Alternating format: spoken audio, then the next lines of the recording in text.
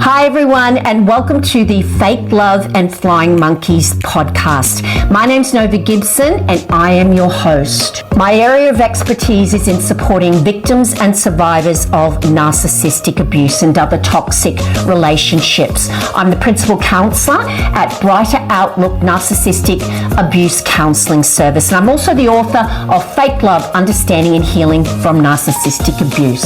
In this podcast, we're going to be talking about everything from the initial pink cloud you find yourself on at the start through to the horrific discard and the powerful trauma bond that keeps you hooked.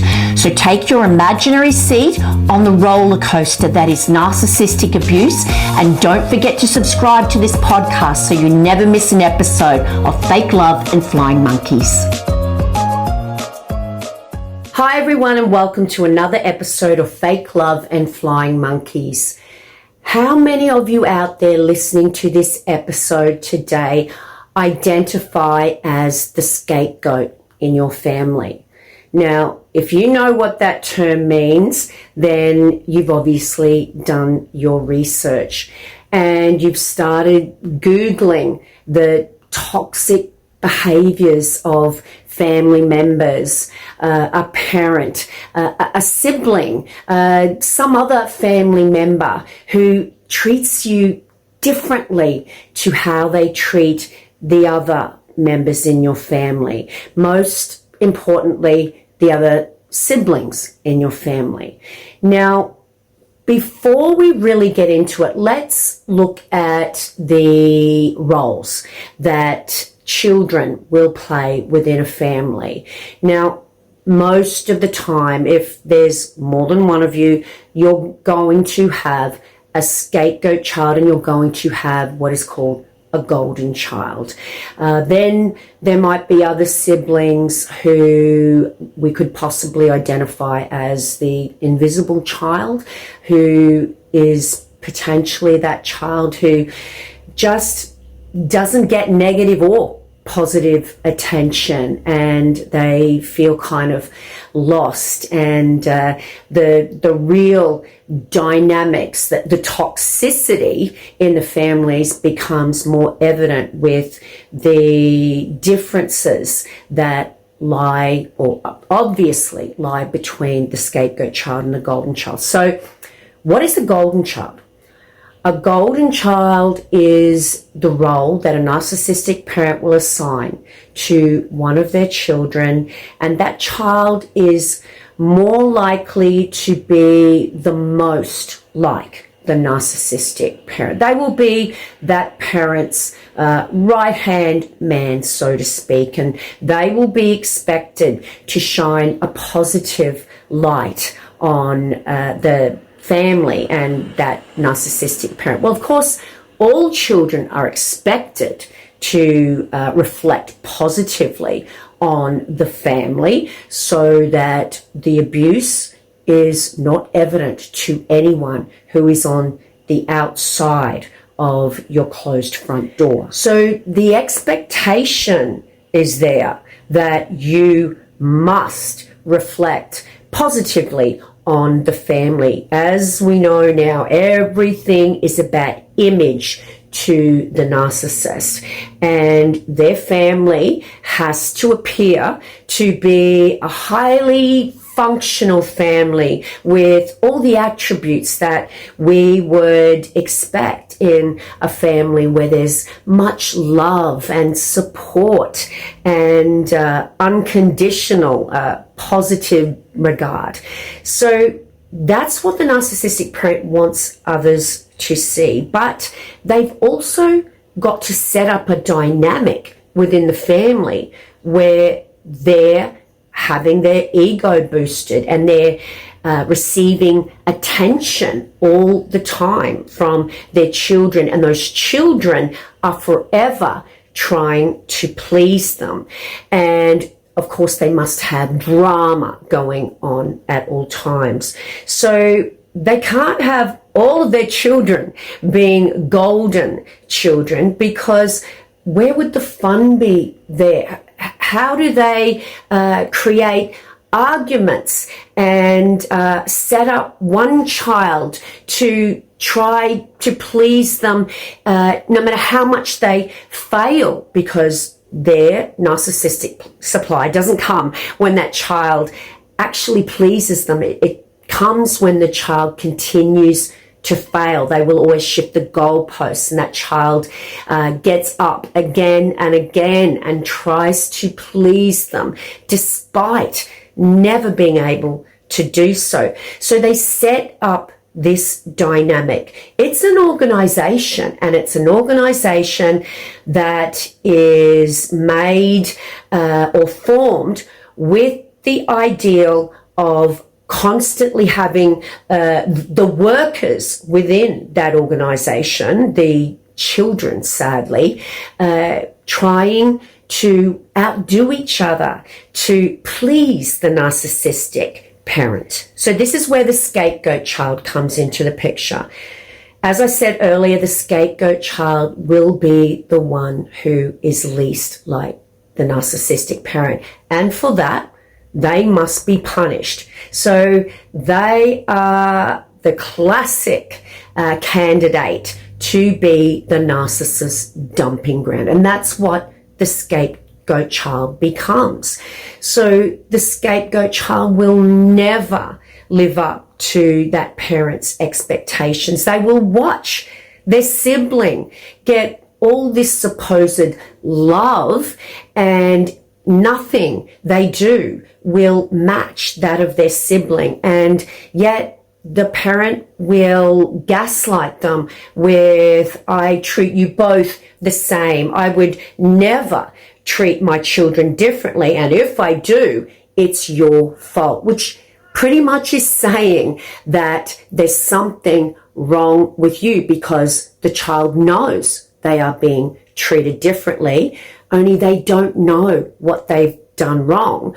But the parent is telling them that they're failing, and that is why, if they feel they are being treated differently, that is why they would be treated differently from their sibling, because their sibling is a better child. Now, of course, these implications are very covert. The narcissistic parent is not just going to come out and say, you're good, you're bad, and that is why you would feel that you're not getting the same kind of positive attention as your sibling. They're not going to do that.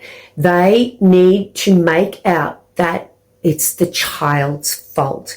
So this is how the scapegoat child grows up. The scapegoat will be the one who is more likely to, suffer major anxiety within their childhood years, their formative years, because they can't predict the consequences of their actions, good or bad. They never know what will please that parent, and they watch their sibling or their siblings receive the love that they would do anything to get themselves. So, of course, this anxiety and the like, any other type of disorder relating directly to their trauma, their abuse, will kind of have a self-fulfilling prophecy, in that that child will then feel there is something wrong with them. And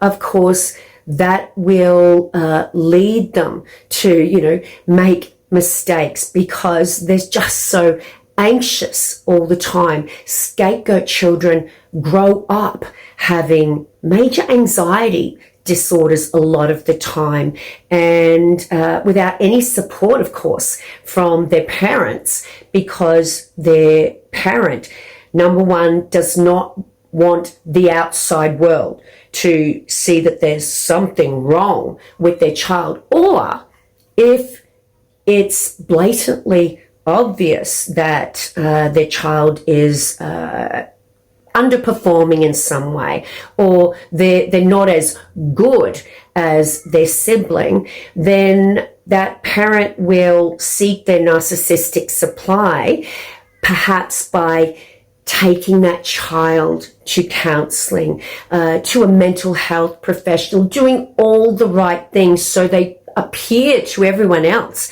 to be the doting parent who is trying their utmost to seek support for their wayward, defective child. I talk a lot about this in my book, Fake Love, Understanding and Healing from Narcissistic Abuse, where the narcissistic parent will take their defective child for counseling. They'll be waiting outside in the waiting room, appearing to be the dutiful parent, and that child will go into the counselor's office and they will either talk to the counselor in terms of there being something wrong with them and accepting this fact. They certainly won't talk about the abusive parent and the treatment, the neglect, the emotional abuse they're enduring,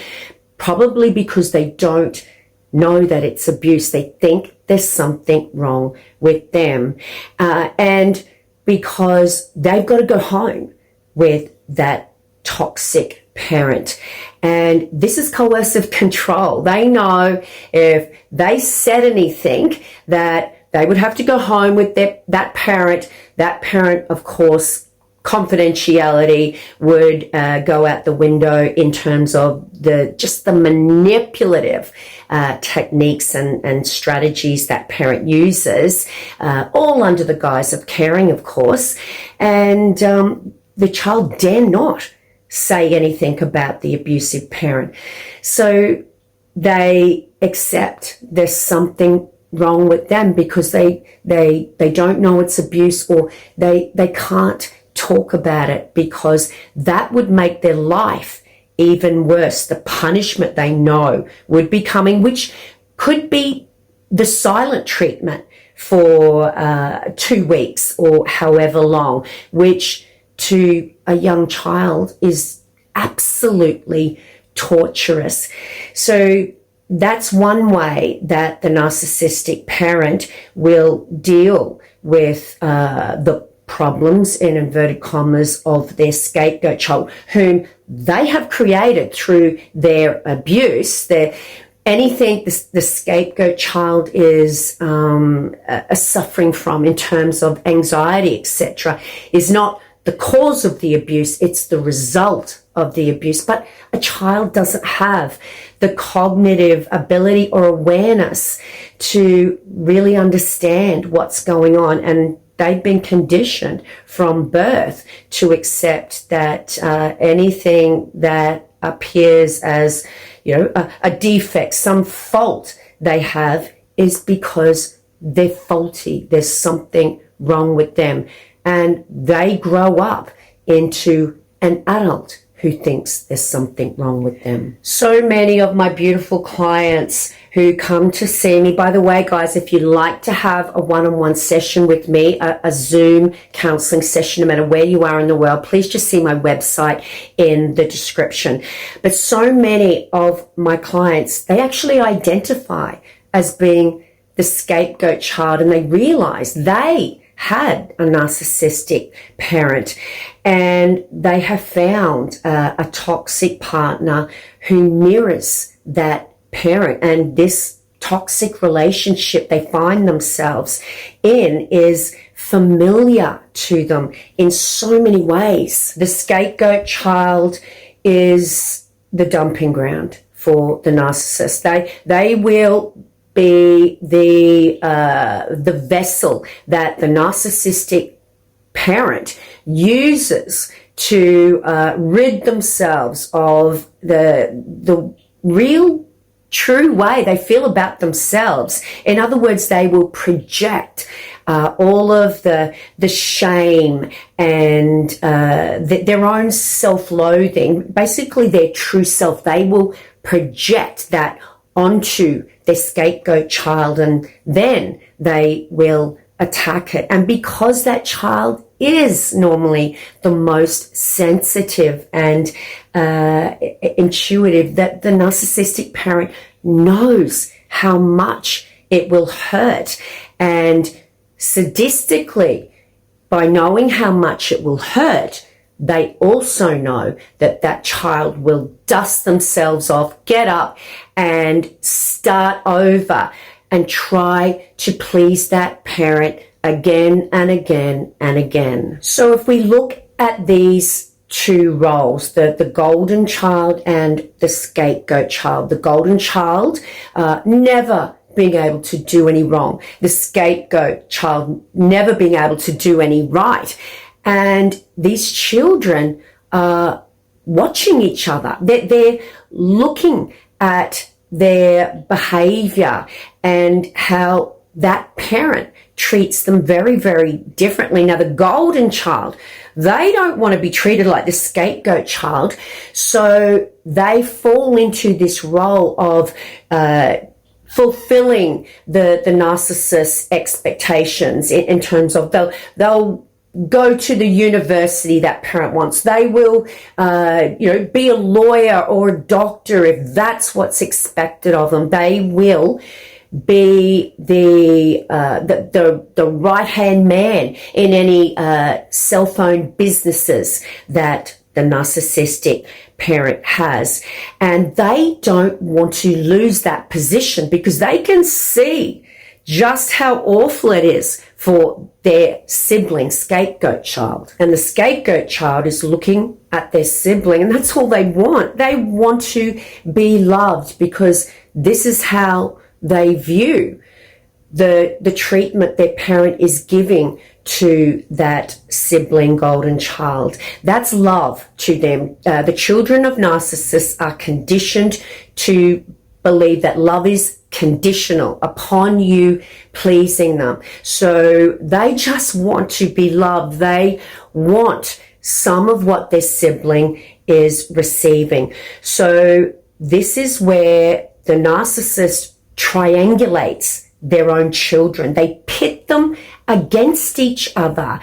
And children of narcissists rarely grow up with a strong bond because of the dynamics that the narcissistic parents sets up when they're infants. It's also so that the narcissist can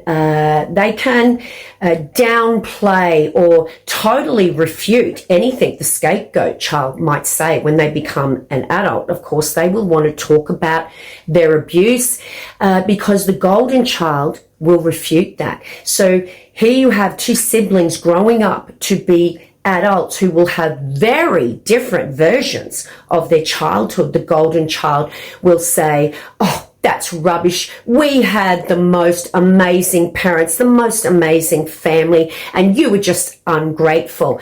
And of course, the scapegoat child has a different story. They have a very different memory of their childhood. And this is so the narcissistic parent always has one child who will tell the world that they were an amazing parent. So who is more likely to escape the clutches of a vicious, toxic, narcissistic parent who wants their children to be around and tolerate their abuse, to fulfill their duty as the child of that parent, a debt that will never be paid in full? Children are expected to owe that parent for life simply because they gave birth to them. Who's more likely to recognize that this is abuse and be able to escape that toxic cycle and heal from the abuse and give away that obligation and guilt over time to the universe, to their higher power? Well, funnily enough, that child is going to be the scapegoat child. Now, the reason for this is quite simple. That child has been abused, and if they are able to get the right support and to recognize their own powerful trauma bond to that abusive parent, then they are going to be able to get the tools to leave and to grieve, to give themselves closure, to grieve a parent they never had and they now know they never will have. The golden child becomes dependent for life on their breadcrumbs from that parent. Their self-worth is totally wrapped up in pleasing that parent, and they will sometimes go on to become a narcissist themselves. Narcissists are more likely to have been the golden child from a toxic narcissistic family rather than the scapegoat child. It will rarely be the scapegoat child. In fact, I've never heard of that. The golden child will be the one who will have toxic behaviors rewarded. They will be rewarded for having no empathy and punished if they don't please that narcissistic parent by engaging in behaviors that are not what we would call the behaviors of someone who thinks about the needs of others. That will be a selfish thing to do if they put their needs or someone else's needs above those of the family, of that system, of that organization, and of course the matriarch or the patriarch of that family, which will be that toxic parent. So they become very, very dependent on that parent for their self-worth, and this will interfere with all of their relationships to come, where their partners, their wives, their husbands will come second to that toxic parent, and they will be forever trying to please their partner and wondering why that toxic parent of their partner, spouse, hates them, just does everything in their power to make them feel worthless. This is because that new partner has entered an organization where they are an outsider, and they will be made to feel amazing when they first get on the scene. In other words, they will be love bombed. But after they're hooked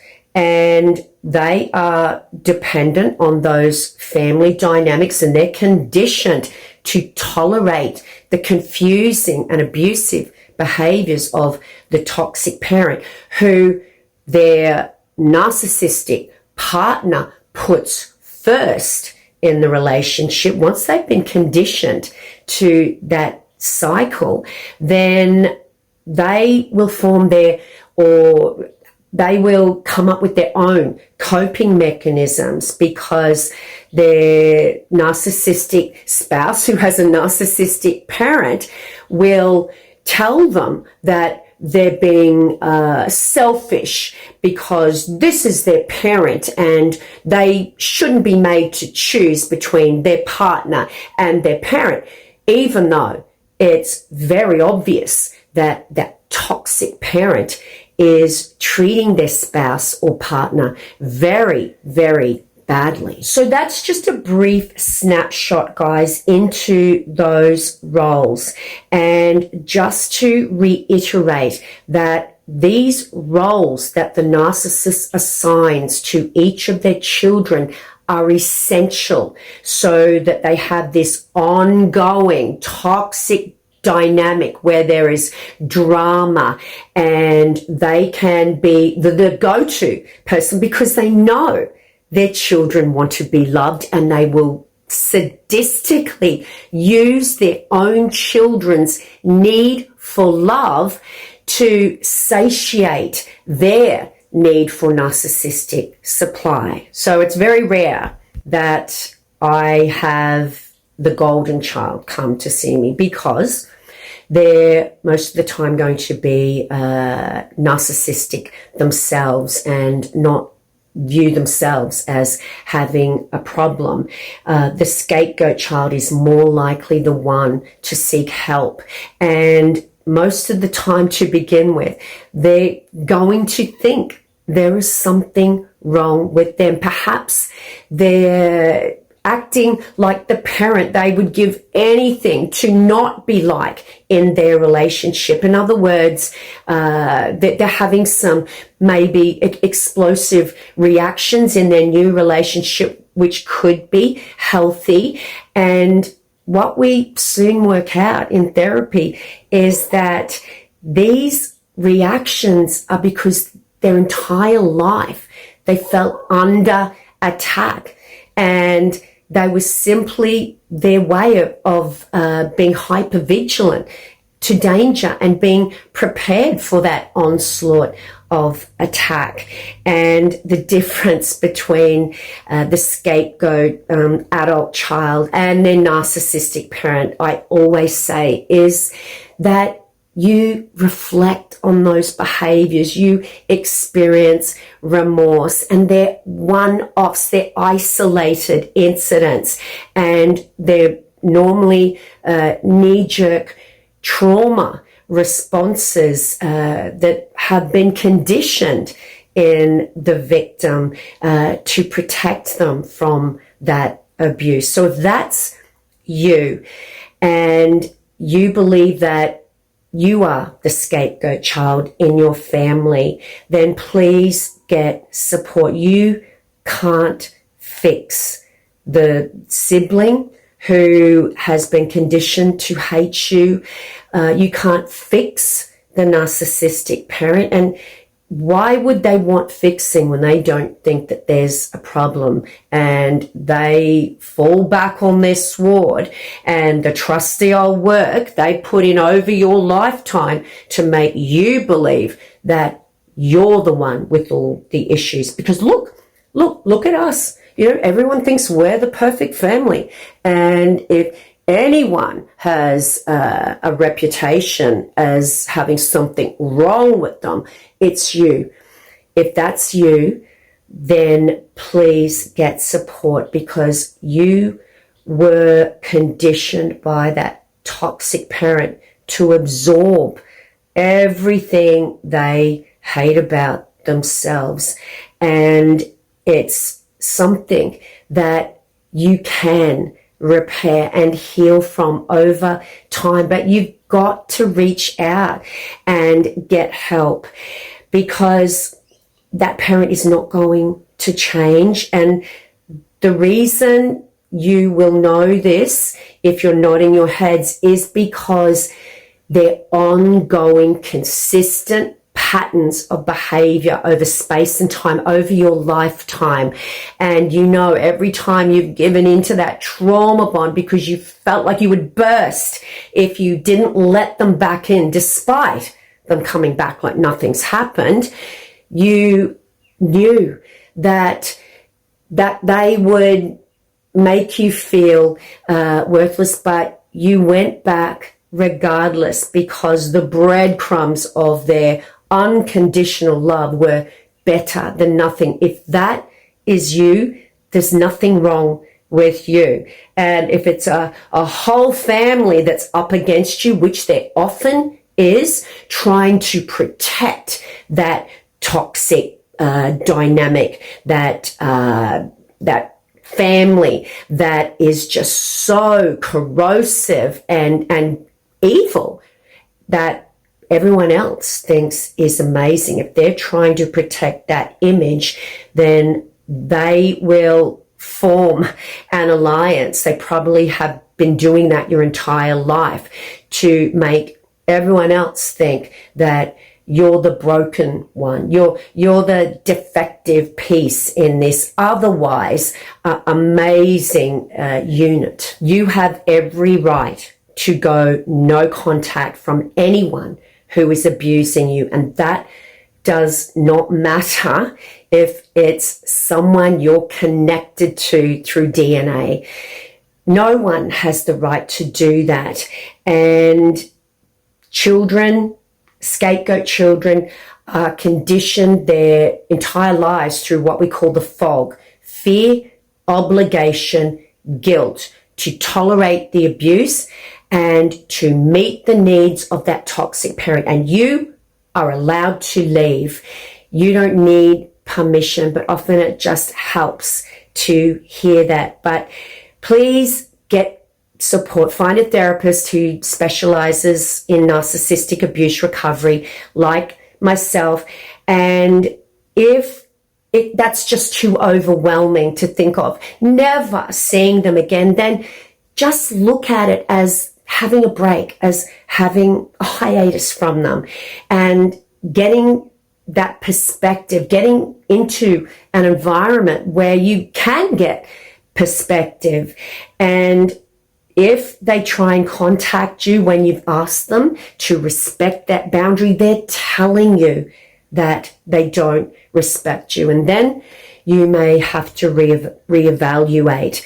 But the abuse was not your fault, and that the scapegoat child feels that they're the odd one out most of the time in their family, when really you're the only one who has those wonderful qualities that we normally associate with our fellow human beings, such as empathy and compassion. And it's those toxic others who want you to think differently that have something wrong with them. And that brings us to the end of another Fake Love and Flying Monkeys episode. Just a little snapshot into the differences between the golden child and the scapegoat child, why that parent assigns the roles to each of their children. And of course, if you're an only child, those roles will change. One minute you'll be the best thing since sliced bread, and the next minute you will find that you've been demoted to the position of scapegoat child. But it's an organization, and it's one you are allowed to leave if you do not feel loved and respected. So don't forget, if that is what you're going through, or something else that you're experiencing with a narcissist in your life, please reach out. I am a professional therapist. All my sessions are online via Zoom, so no matter where you are in the world, I'd love to be able to support you. And of course, you'll find loads more information in my best-selling book, Fake Love, Understanding and Healing from Narcissistic Abuse, available in Audible and Kindle as well. And don't forget, guys, please, if you'd like to support the channel, leave a rating and a review, tag your friends, share. That's the best thing you can do. And if you want to do something else, I love coffee. You can buy me a cup of coffee, link in the description or the outro. On that note, it's bye from me for now. Until tomorrow's episode, remember, you are worthy of love, and you are worthy of so much more than a lifetime of fake love and flying monkeys.